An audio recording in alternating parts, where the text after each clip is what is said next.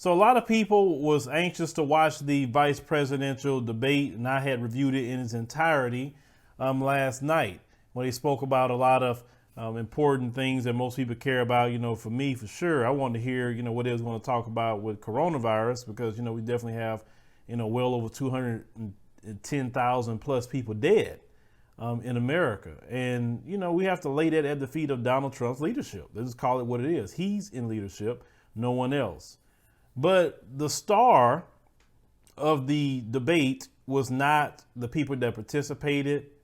In my opinion, now one of them won. I believe the fly. Yes, a fly, a large fly. He won the debate because actually he's the one got the conversation going on more so online than anything. Now, I'm going to play the clip of the fly. I want you to listen to the conversation that was going on at the time, because they were discussing us as black people.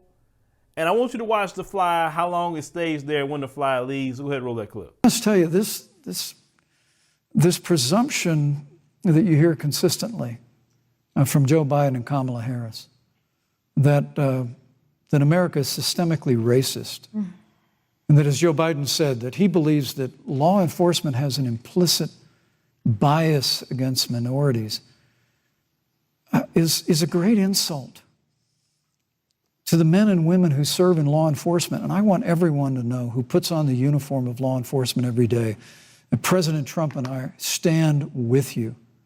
And it is remarkable that when Senator Tim Scott tried to pass a police reform bill, brought together a group of Republicans and Democrats, Senator Harris, you got up and walked out of the room. And then you filibustered Senator Tim Scott's bill on the Senate floor that would have provided new accountability, new resources. But we don't have to choose between supporting law enforcement, improving public safety, and supporting our African American neighbors and all of our minorities.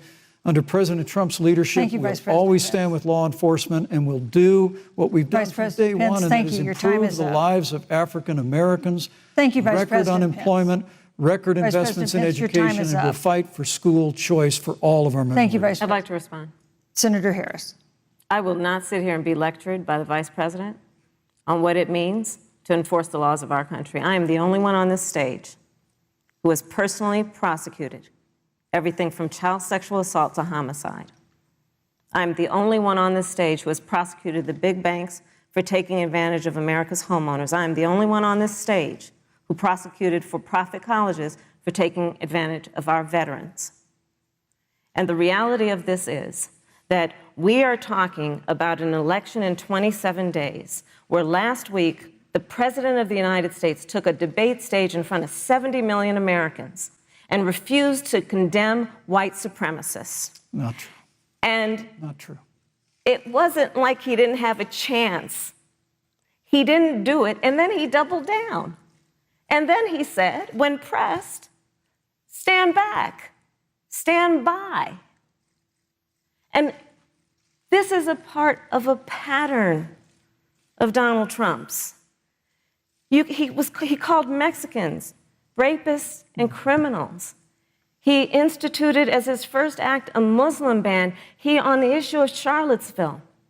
So you saw what Mike Pence was going on, his tirade about, systemic racism in the police department, basically saying it don't exist. And that's what, that's been an ongoing conversation within the Trump administration, whether it's Bill Barr, the Attorney General, Trump himself. Systemic racism don't exist. Yes, to y'all, it don't exist at all. You Mzungus. Why would it exist to you? So you're right to say it doesn't exist for you, but the receivers of systemic racism for hundreds of years could tell you, yes, it exists. We are seeing open white supremacist gangs, like the executioners in the Los Angeles Sheriff's Department. What do you mean it don't exist?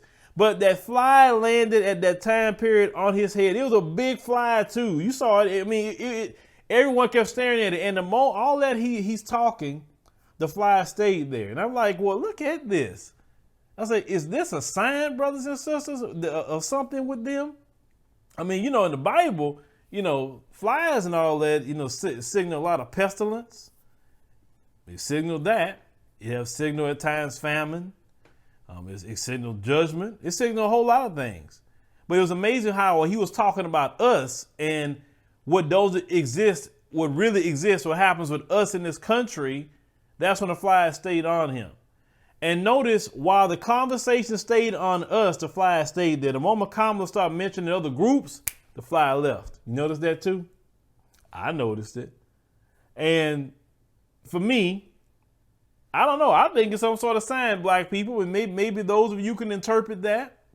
I know some folks who are like, it's just a fly. Listen, black people, we are spiritual people. We know. I've talked to some of my African brothers and sisters. Some of them say from West Africa, that's juju with them. You get what I'm saying? And so many of you can interpret that because, you know, like I say, it's just amazing. It came at that moment while you're speaking about us specifically. Now, I'm not talking about Kamala and you talking about her record. I know you're going to say the record of the prosecutor list. We made those videos about her record. Not going to go into all of that, right? We did that already. We more so focusing on the fly. Now, the funny part actually about Kamala is this reality. She did actually had a case against actually the Treasury Secretary when he worked for the banks because they was doing a lot of, you know, dirty dealings with the home loans and done a lot of black people wrong. Now, that part of it is true.